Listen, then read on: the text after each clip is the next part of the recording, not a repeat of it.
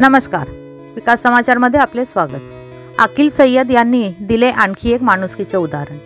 अकील सय्यद नाव समोर आले की एक चांगली माणुसकीची छवी डोळ्यासमोर येते। त्यांनी 2024 या नवीन वर्षात एक नवीन संकल्प, एक नवीन मिशन सुरू केले आहे। दिव्यांग तसेच बेवारस लोकांना रेस्क्यू करून आपणा घरी येथे आश्रय देण्याचे पुण्याचे काम ते करत आहेत। आज 18 जानेवारी रोजी एक प्रौढ इसम नाव सुकऱ्या मोत, वय वर्षे 58, राहणार मनोर कोसबाळ, वाडगीपाडा हे निदर्शनास आले आणि अकील सय्यद यांनी त्यांना त्या इस्माला आपल्या बरोबर नेऊन त्यांना मनोर येथील नदीजवळ सर्व्हिस सेंटरवर नेऊन त्यांचे दाढी केस कापून व आंघोळ वगैरे घालून त्यांच्या पायावर काहीतरी दुखापत असल्याने त्यांना सरकारी रुग्णालयात उपचार करून त्यांच्या घरी रवानगी केली।